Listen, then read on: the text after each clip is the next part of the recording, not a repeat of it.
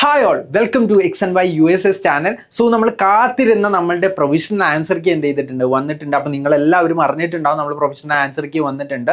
ഏതൊക്കെയാണെന്നൊക്കെ നിങ്ങൾ ചെക്ക് ചെയ്തിട്ടുണ്ടാവും. അതെങ്ങനെയാണ്, അതിൽ എന്തെങ്കിലും തെറ്റുകളുണ്ടോ, അതിൽ നമ്മൾ പ്രെഡിക്റ്റ് ചെയ്ത ആ ഒരു സ്കോറിൽ നിന്ന് എന്തെങ്കിലും ഡിഫറൻസ് ഉണ്ടോ, അതൊക്കെയാണ് നമ്മൾ ഈ വീഡിയോയിൽ ഡിസ്കസ് ചെയ്യാൻ പോകുന്നത്. അതുപോലെ തന്നെ നമ്മൾ ഓരോ പ്രൊവിഷണൽ ആൻസർ കീ എന്ത് ചെയ്യാം, നമുക്കൊന്ന് ജസ്റ്റ് ചെക്ക് ചെയ്യാം. എന്നിട്ട് നിങ്ങൾ ഏതെങ്കിലും പാർട്ടിൽ ഏതെങ്കിലും ആൻസർ കീ മിസ്റ്റേക്ക് ഉണ്ടെങ്കിൽ നിങ്ങൾ എന്ത് ചെയ്യാം, അത് കമൻറ്റ് ബോക്സിൽ എന്ത് ചെയ്യാം, തീർച്ചയായിട്ടും അറിയിക്കണം. നമുക്ക് എന്ത് ചെയ്യാം, നമുക്ക് ആ ഒരു കാര്യം എന്ത് ചെയ്യാം, കറക്റ്റ് ആണോ എല്ലാം നമുക്ക് എന്ത് ചെയ്യാം, ചെക്ക് ചെയ്യാൻ പറ്റും. സോ നമുക്ക് ആദ്യം തന്നെ നമുക്ക് നോക്കാം ഓരോ സബ്ജക്റ്റിൻ്റെയും ആൻസർ കീസ്. ഞാൻ ജസ്റ്റ് ഒന്ന് കാണിച്ചു തരും. നിങ്ങൾ എന്ത് ചെയ്യുക, ജസ്റ്റ് ഒന്ന് സ്ക്രീൻഷോട്ട് എടുത്ത് വെക്കുക. ഇതാണ് മലയാളത്തിൻ്റെ, അതായത് പാർട്ട് എ അല്ലെങ്കിൽ പാർട്ട് എയിൽ വരുന്ന പേപ്പർ 1 വരുന്ന മലയാളം ATയുടെ ആൻസർ കീ ആണ്. ഇനി അടുത്തത് നമുക്ക് നോക്കാം. അടുത്തത് തമിഴ് AT ആണ്. കുറച്ച് സ്റ്റുഡൻസ് ആയിരിക്കും എഴുതിയിട്ടുണ്ടാവുക. തമിഴ് ATയുടെ ആണ് ആൻസർ കീ ആണ് ഇതുള്ളത്. ഇനി നമുക്ക് അടുത്തതായിട്ട് വരുന്നത് കന്നഡ ATയുടെ ആണ് വരുന്നത്. അടുത്തതായിട്ട് വരുന്നത് അറബിക് AT ആണ്. അറബിക് ATയുടെ ഒരു ആൻസർ കീ ആണ്, പ്രൊവിഷണൽ ആൻസർ കീ ആണ് വന്നിട്ടുള്ളത്. ഇനി ഉറുദുയുടെ ആണ്. ഉറുദു നോക്കാം നിങ്ങൾ. ദെൻ നമുക്ക് വരുന്നത് സംസ്കൃതത്തിൻ്റെ ആണ്. സംസ്കൃതം AT ആണ് വരുന്നത്.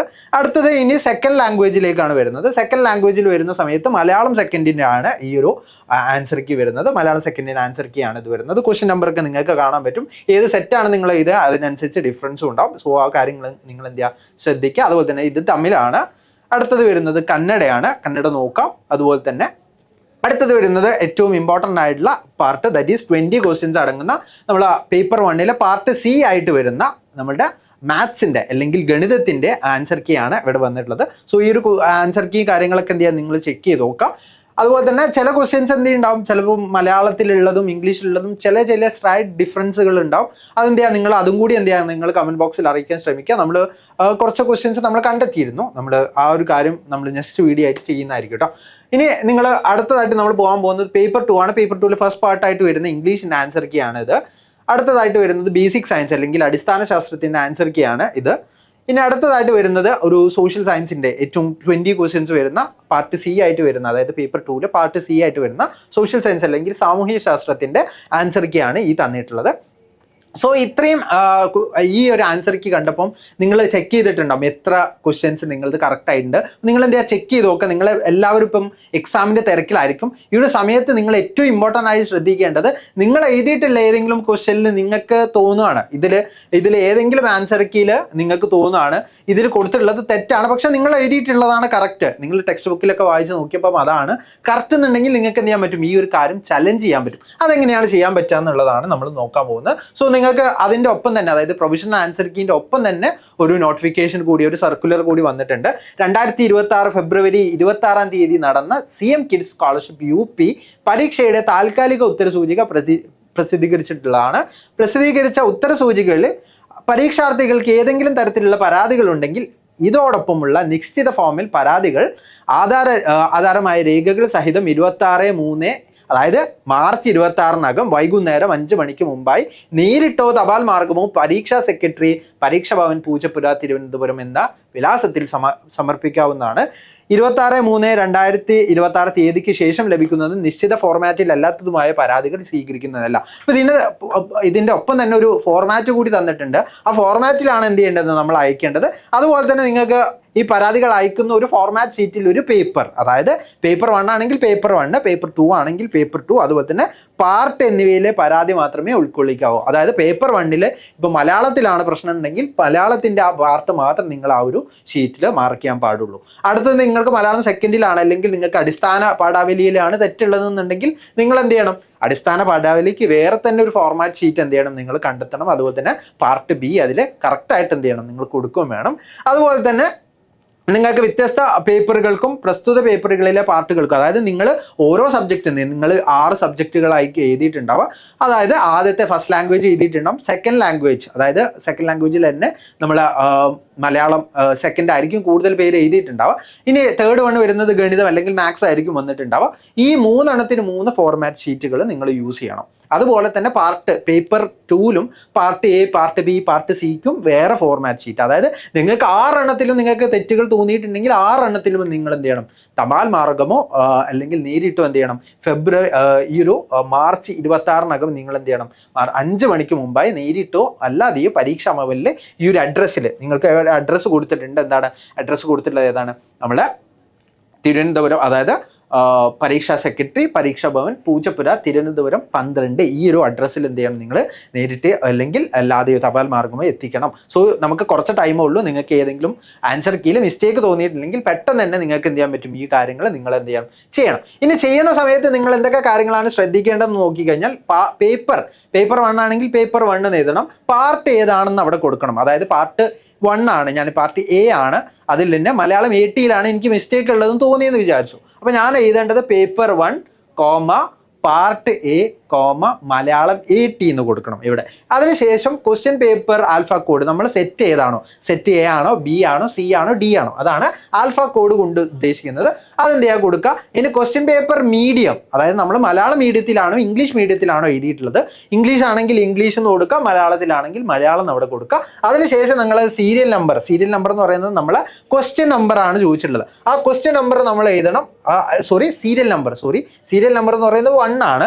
1, 2, 3 അങ്ങനെ കൊടുക്കണം. എത്രത്തോളം നമുക്ക് മിസ്റ്റേക്സ് കണ്ടെത്തിയിട്ടുണ്ടോ അതിനനുസരിച്ചുള്ള നമ്പറാണ് സീരിയൽ നമ്പർ ആയിട്ട് കൊടുക്കേണ്ടത്. ഇനി ക്വസ്റ്റ്യൻ നമ്പറും ക്വസ്റ്റ്യനും എന്ത് ചെയ്യണം, നമ്മൾ ഇവിടെ എഴുതേണ്ടതുണ്ട്. ക്വസ്റ്റ്യൻ നമ്പർ മാത്രം പോരാ, ക്വസ്റ്റ്യനും കൂടി എഴുതണം.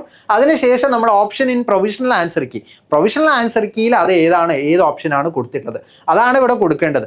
അതിനുശേഷം നമ്മൾ കംപ്ലൈൻറ്റ് വിത്ത് കറക്റ്റ് ഓപ്ഷൻ, അതായത് നമ്മളെ കംപ്ലൈൻറ്റ് എന്താണ്, അതിൻ്റെ കറക്റ്റ് ഓപ്ഷൻ ഏതാണ്, അതിനെ അടിസ്ഥാനമാക്കിയുള്ള രേഖകൾ എന്തെങ്കിലും, അതായത് നമ്മുടെ ടെക്സ്റ്റ് ബുക്കിൽ ഉള്ള ക്വസ്റ്റ്യൻസ് തന്നെയാണല്ലോ നമുക്ക് വന്നിട്ടുള്ളത്. ടെക്സ്റ്റ് ബുക്കിൽ അതിനെ ആധാരമാക്കിയിട്ടുള്ള എന്തെങ്കിലും കാര്യം നമ്മളുടെ പക്കലുണ്ടെങ്കിൽ നമ്മൾ എന്ത് ചെയ്യണം, അതുകൂടി എന്ത് ചെയ്യണം, അതിൻ്റെ ഒപ്പം നമ്മൾ ചേർക്കണം. എന്നിട്ട് സപ്പോർട്ടിങ് ഡോക്യുമെന്റ്സ് എൻക്ലോസ്ഡ് എന്ന് പറഞ്ഞിട്ട് എന്ത് ചെയ്യണം, നമ്മൾ അവിടെ ആ ഒരു സപ്പോർട്ടിങ് ഡോക്യുമെന്റ്സിന്റെ പിക്ചേഴ്സോ അല്ലെങ്കിൽ അതിന്റെ ഫോട്ടോസോ ഒക്കെ ഉണ്ടെങ്കിൽ അതുകൂടി എന്ത് ചെയ്യണം, നമ്മൾ അറ്റാച്ച് ചെയ്തിട്ട് നമ്മൾ place, date, signature, name, roll number, നമ്മൾ എഴുതിയിട്ടുള്ള റോൾ നമ്പർ, അതുപോലെ തന്നെ നമ്മൾ അഡ്രസ്സ് കൂടി കൊടുത്തിട്ട് ഇതാണ് നമ്മൾ എന്ത് ചെയ്യേണ്ടത്, പരീക്ഷ സെക്രട്ടറിക്ക് മുമ്പായിട്ട് നമ്മൾ അയക്കേണ്ടത്. ഓക്കെ, സോ ഈ ഒരു കാര്യം നിങ്ങൾ എന്ത് ചെയ്യണം, തീർച്ചയായിട്ടും ശ്രദ്ധിക്കണം. നിങ്ങൾക്ക് ഏതെങ്കിലും ക്വസ്റ്റ്യനിൽ നിങ്ങൾക്ക് മിസ്റ്റേക്ക് ഉണ്ട് എന്ന് തോന്നിയിട്ടുണ്ടെങ്കിൽ തീർച്ചയായിട്ടും എന്ത് ചെയ്യണം, നിങ്ങൾ അതിനെ ചലഞ്ച് ചെയ്യണം. ചലഞ്ച് ചെയ്യുന്നത് നമുക്ക് ഒരു മാർക്ക് കിട്ടാനുള്ള ഒരു ക്രൈറ്റീരിയ കൂടിയാണ് കേട്ടോ. മാർക്ക് കൂടാനുള്ള ഒരു പോസിബിലിറ്റി കൂടിയാണ്. നമ്മൾ ആൻസർ കറക്റ്റ് ആണ്, നമ്മൾ ചെയ്ത ആൻസർ കറക്റ്റ് ആണെന്നുണ്ടെങ്കിൽ നമുക്ക് എന്ത് ചെയ്യാൻ പറ്റും, അതിൽ ഒരു മാർക്ക് എക്സ്ട്രാ ആയിട്ട് വരാനുള്ള ഒരു ചാൻസ് കൂടിയാണ്. അത് എന്ത് ചെയ്യരുത്, ഒരിക്കലും മിസ് ഔട്ട് ചെയ്യരുത്. അപ്പോൾ പല ടീച്ചേഴ്സും എന്ത് ചെയ്യും, ആൻസർ കീ ചലഞ്ച് ചെയ്യാറുണ്ട്. പക്ഷെ സ്റ്റുഡൻസ് കൂടി ചലഞ്ച് ചെയ്യുകയാണെങ്കിൽ കുറച്ചും കൂടി ബെറ്റർ ആയിട്ട് എന്ത് ചെയ്യും, അവിടെ ഒരുപാട് ആൻസർ കീ ചലഞ്ച് വന്നു കഴിഞ്ഞാൽ എന്ത് ചെയ്യും, അവിടെ നല്ല രീതിയിൽ നമുക്ക് അവിടെ അതായത് കറക്റ്റ് ആവണമെന്ന്, അതായത് നമ്മൾ അയക്കുന്നത് കറക്റ്റ് ആവണമെന്നുള്ളൂ. എന്താണ് അത് കറക്റ്റ് ആണെങ്കിൽ നമുക്ക് എന്ത് ചെയ്യും, അവിടെ മാർക്ക് കിട്ടാനുള്ള പോസിബിലിറ്റി ഉണ്ട്. അത് എന്ത് ചെയ്യരുത്, ആരും മിസ് ഔട്ട് ചെയ്യരുത്. സോ ഈ കാര്യങ്ങളാണ് നിങ്ങൾ ശ്രദ്ധിക്കേണ്ടത്. അതുപോലെ നമ്മൾ ഒരുപാട് സ്റ്റുഡൻസ് നമ്മളോട് ചോദിച്ചിട്ടുണ്ട് എത്ര ആയിരിക്കും കട്ട് ഓഫ് ഈ വർഷം മുതൽ കട്ട് ഓഫ് ആണ്. നമ്മൾ അതേക്കുറിച്ച് ഒരു വീഡിയോ ചെയ്തിരുന്നു. ആ വീഡിയോക്ക് താഴെ ഒരുപാട് പേര് പറഞ്ഞിട്ടുണ്ട് അതിനേക്കാളും താഴെയാണ് മാർക്ക് അവർക്ക് വന്നിട്ടുള്ളത്.